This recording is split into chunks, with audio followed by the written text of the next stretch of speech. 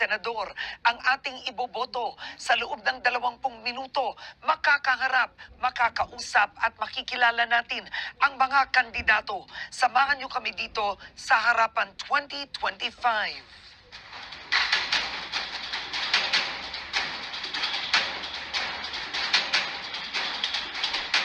Ako po si Karen Davila, napapanood nyo kami ngayon sa ABS-CBN News YouTube channel. At makakasama natin ngayon, kilala siya bilang isa sa mga malalapit na kaalyado ni dating Pangulong Rodrigo Duterte. Itinalagang PNP chief noong 2016, siya ang itinuturing na chief architect ng kampanya laban sa droga ng nakaraang administrasyon. Pagkaretiro sa PNP, itinalaga siyang bureau o Director ng Bureau of Corrections bago sumabak sa politika noong 2019 kung saan nagtapos siyang panglima sa senatorial race. Kasama natin ngayon, Senator Ronald Bato de la Rosa.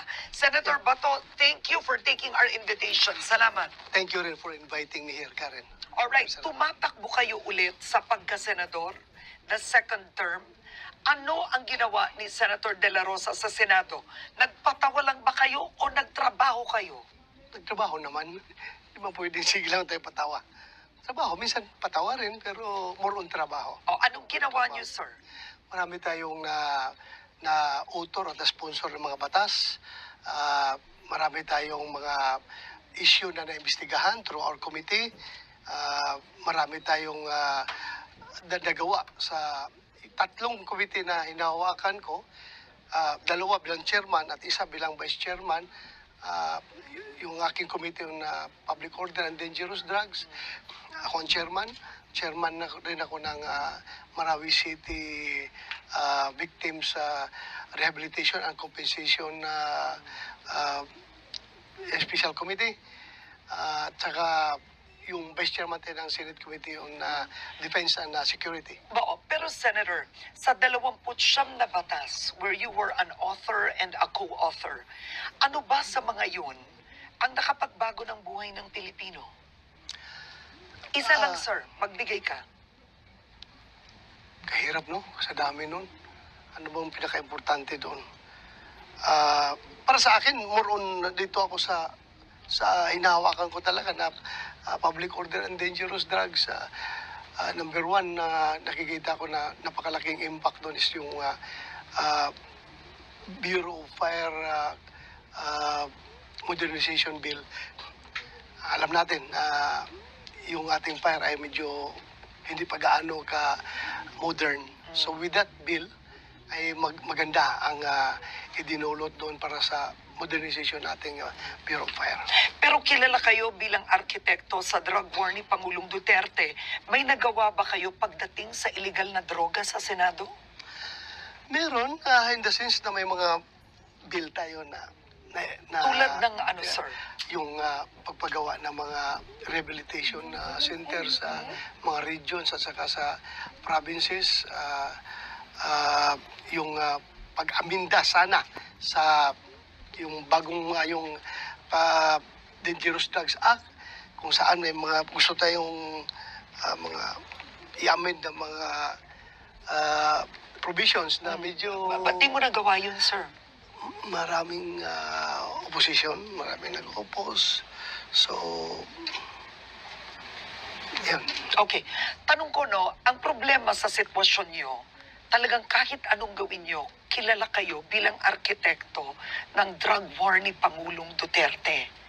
Nagsisisi ba kayo sa pagkaka-implement o kinalabasan ng drug war na yun? Hindi ako nagsisisi. In fact, nagpapasalamat pa ako. Wala kang babaguhin doon? Wala akong babaguhin. Kaya nga ako naging senador dahil doon sa drug war. Diba? So, ganun. Pero ako sa mahigit Venus, 20,000 katao sinasabing namatay. sinasabi lang nila yan. Marami collateral damage daw. May hirap. Actually, ang official data ay 6,000 plus lang. Kahit na 6,000, marami pa rin yan, di ba? But then again, alam mo, kung hindi mo seryosohin yung war on drugs, walang war na mangyayari. Patuloy ang drugs. Walang war. Okay. So, kailangan talagang Alam mo na. Okay. Seryoso. Now, in 2019, you were quoted, may namatay na bata, 3-year-old, dahil sa drug war. Sinabi mo, shit happens. Talaga naman, shit happens. There are Pero times. tama ba yun na sabihin yun? I don't know anong context na gusto mong palabasin niyo. Basta sa akin, kami, Pero bata namatay, 3-year-old, sinabi mo, shit happens. I am not referring to the child. I am referring to the operation. Yung operation na umalpak, nagtimahan yung bata. Hindi ko sinasabing shit yung bata. Shit yung operation. Shit happens Pero yung result ng operation. pinarusahan mo ba, sir, yung mga polis? Uy, iniimbestigahan yun at nagkakaso yung mga polis na involved. Pinuntahan mo ba yung magulang ng biktima? I don't know kung napuntahan ko. Hindi ko Yun ang maalala. tanong eh. Ang tanong ng marami, napaka-heartless nung drug war sa ordinaryong tao. Hindi mo man lang binisita yung bata. Alam mo, kung heartless ako, Karen, hindi ako ng war on drugs. Kung heartless ako, kaya namin ginawa ni Pangulong Duterte yun dahil mahal na mahal namin ang kabataan na maisalba ang kabataan sa problema sa illegal na droga. Kung wala akong pakialam, ano pakialam ko? GPNP ako. After mag-retire ako, may retirement ako, bakit pa ako papasok sa problema? Dahil iniisip namin ang future generation ng Pilipinas. Kasi kung hindi natin gawin ang war on drugs, magkakaroon tayo ng mga politiko. Balang araw, magkakaroon tayo ng presidente na addict. Pero hindi mo pigilan yan. Dahil ang droga, grabing kalat ng droga. Pero ang akusasyon ni dating Senator Antonio Trillanes, si Duterte, ay actually ang biggest drug protector. Andiyan na naman, naniwala ka kay Trillanes hanggang ngayon, naniwala ka pa dyan sa tao na yan. Ako hindi ako naniwala paano kaya. yung mga dokumentong Huwag pinalabas kaya niya? mo. May BPI Julia Huwag mo Vargas. pansinin dito. Wala, Okay. ayaw ko pag-usapan yung kasing tao na yan. Wala, nabubuisit ako. Ay, alam mo, pasensya na kayo, mahirap pong hindi konti tumawa pag si Senator ang karap. Kasi ganun po kayo sa issue. Eto, malaki today. Oh. Si DOJ Secretary Boying Remulla, sinabi po niya, they are willing to engage with the ICC. Go ahead. Anong reaction mo doon? Go ahead kung anong gusto na. Hindi namin sila makontrol. Hindi namin sila makontrol. Kung i-engage sila yung ICC, sige lang. Go ahead. Basta ako, very solid yung aking paniniwala na walang jurisdiction ang ICC sa ating bansa. Pumasok kayo dito, ICC. We will go to the Supreme Court. We will seek judicial relief. Kung talaga bang may jurisdiction ng ICC dito. Very clear yan. Oo. Very clear yan na yung kanila ginawa na hingi nila ng permiso, yung prosecutor, paghingi nila ng permiso sa court na mag-conduct ng investigation, effective na ang Okay. ating withdrawal sa membership. So, Oo. very clear, wala silang jurisdiction. May dalawang judge, may dissenting opinion, and-explain nila sa dissenting opinion yan. Pero tatalo lang sila dahil tatlo ang bumoto for, dalawa lang against. So, diyan mo makikita ngayon that ICC is not for just, it is all about control. Gusto lang kontrolin yung mga membro nila sa ICC. Ngayon, Senator, nakatanggap ka na ba ng sulat o email sa ICC? Wala. Totoo ba yan?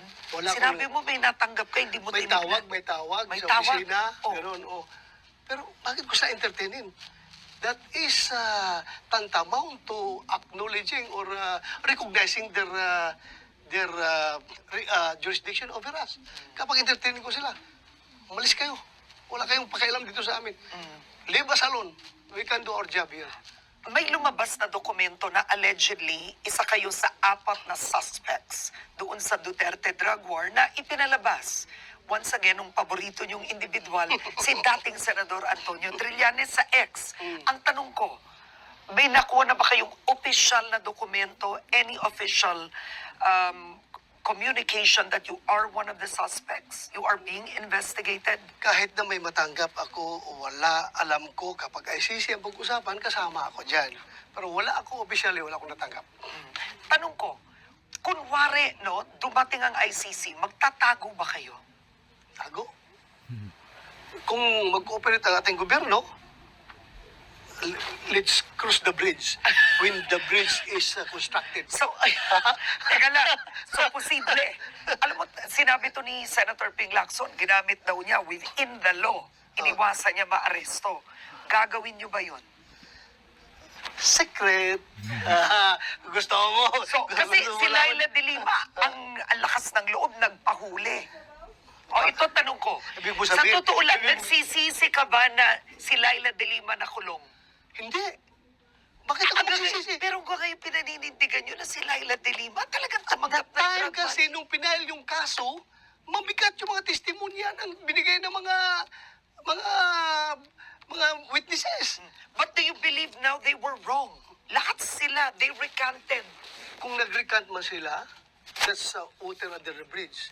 Dahil at that time talaga, siya ang tinuturo. O ano magawa ngayon ng DOJ kung hindi entertainin yung kaso? Pero ang tanong ko, dapat ba na-detain yun ng 7 years? Hindi ba pang-aabuso yun ng panahon ni Pangulong Duterte? Pang-abuso kung walang warrant of arrest. Pero may warrant of arrest eh. Nakakulong siya dahil may warrant of arrest siya. So But- anong abuso ng Walang abuso yun, not That was legal. convicted. Everything was perfectly legal.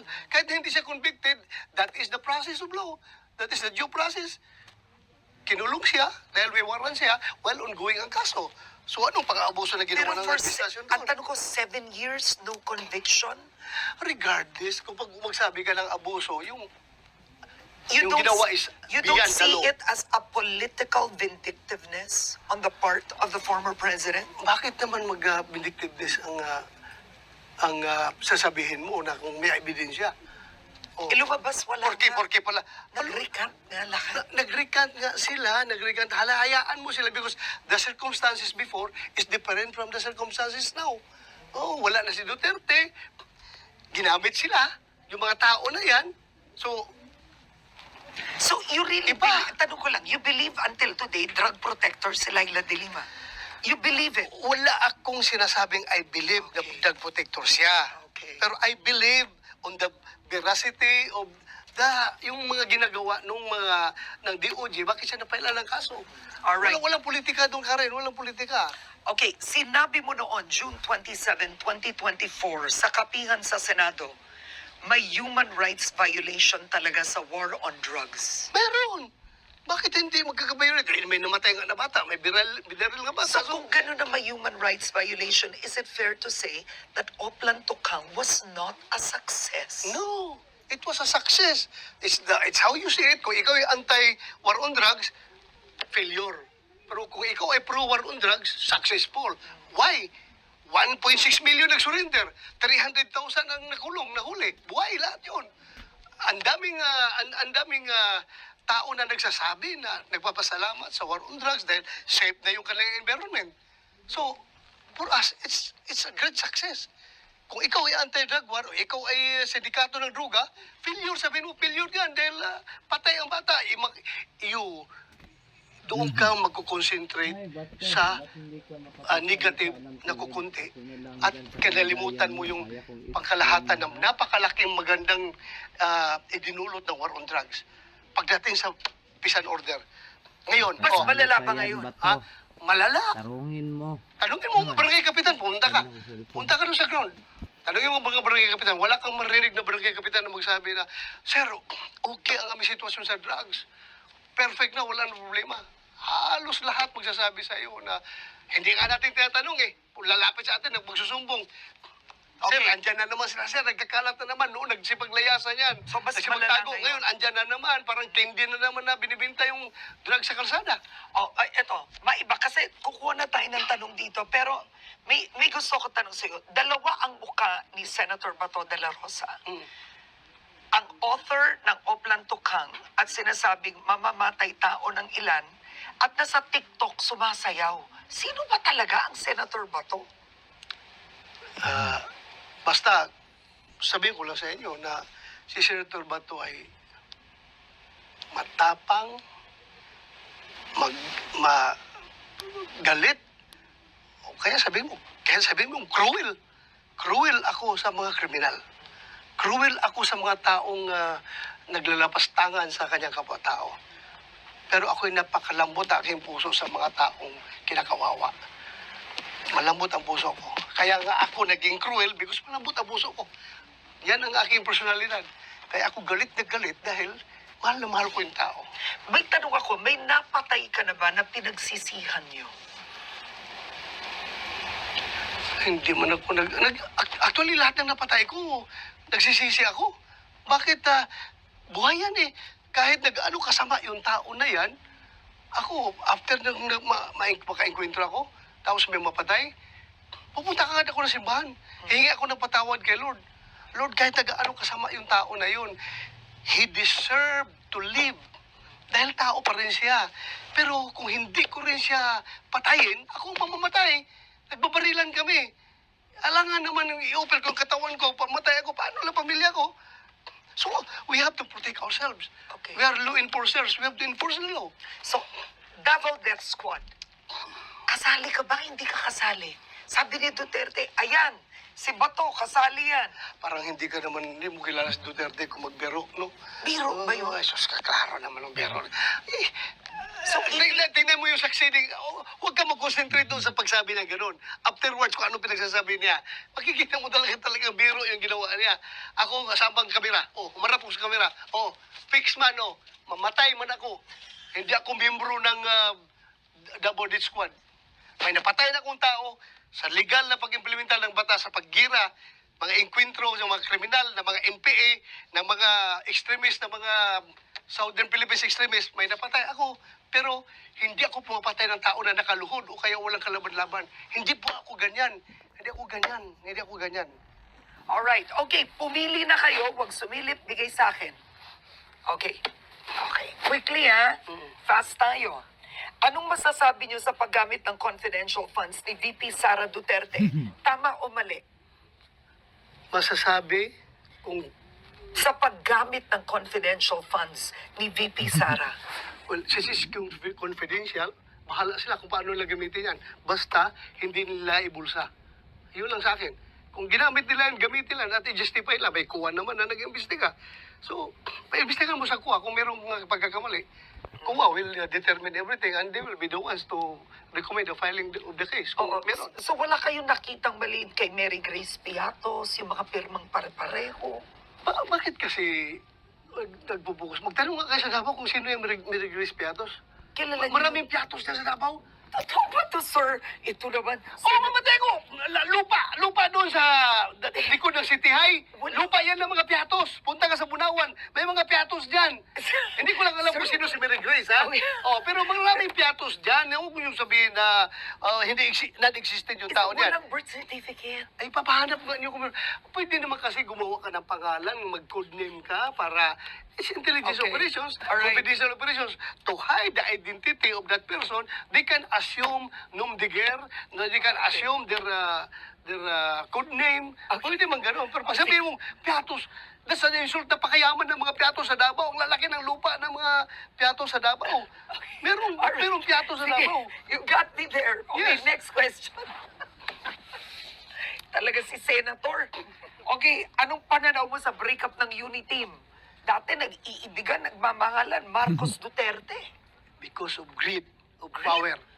Gusto Really? ng gusto Sino ng, ang greedy? Gusto ng do not let me identify. Basta merong tao nandiyan sa unit team na gustong Sino na nga? sinong gustong magpapatuloy sa power at gustong hawakan ang Pilipinas kaya ginigiba ang magiging next president. So itago mo sa pangalan. Ha? Ano yung pangalan? Itago mo. Lakos. Sige. Okay, sunod. Diyos ko. Ano ba to? Okay, next.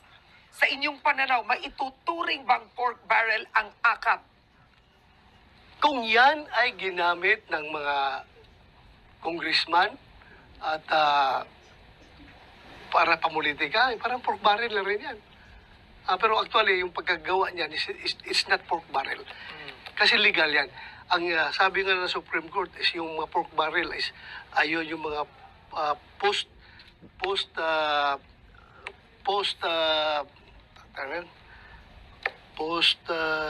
sige lang. Okay. Isipin ko may, yung Lalabas yan. pagkatapos lumabas yung, Okay. yung batas. Oo. Post legislation. Yeah, DAF kasi ang binawal ng Korte Suprema. Yun. Alright, but wait. Ang tanong ko, kasi kapag nanalo kayo, meron kayong akap eh.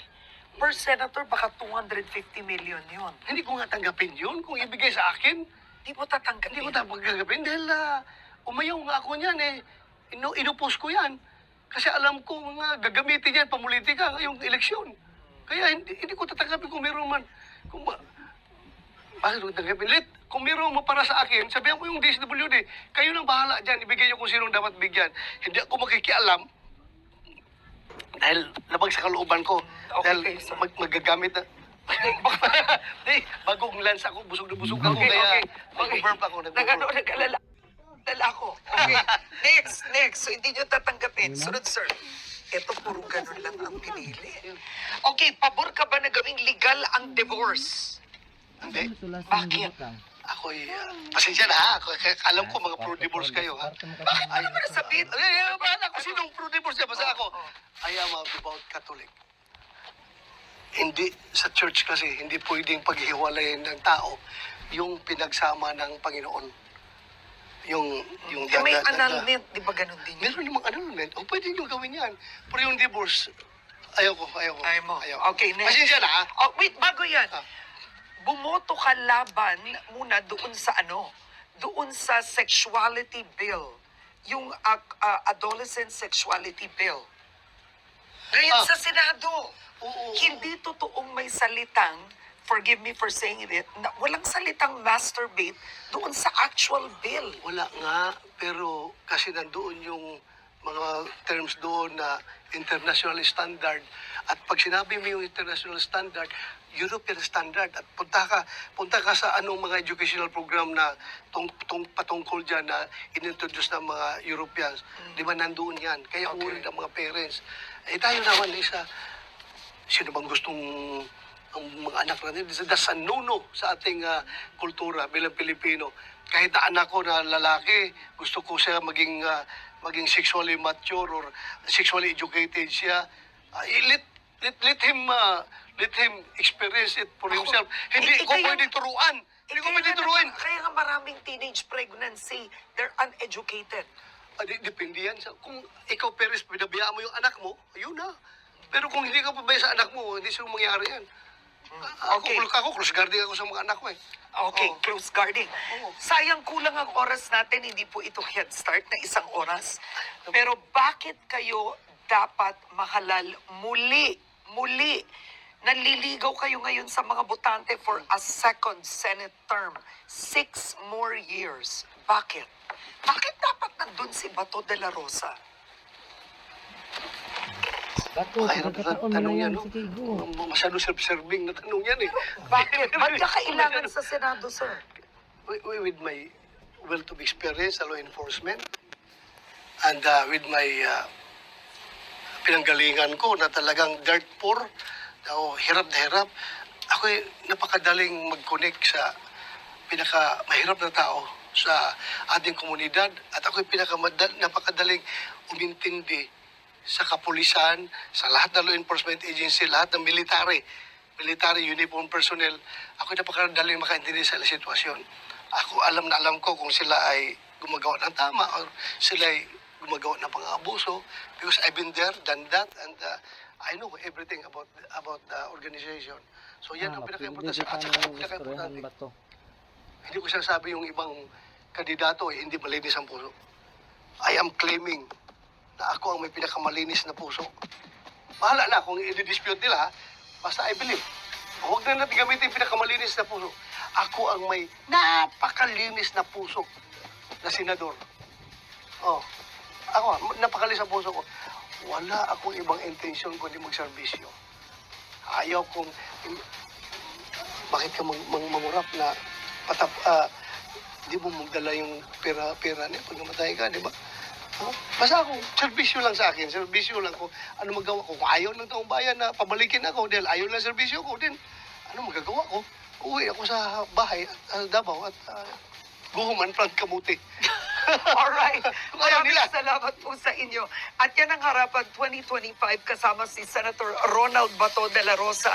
Ayun daw, magtatanim siya ng kamote kapag hindi po siya nanalo ngayon sa Senado. So, do you know your number already? May numero na ba kayo? 22. 22 ang 22. numero nyo. 22. Okay. Maraming salamat at magandang araw, kapamilya.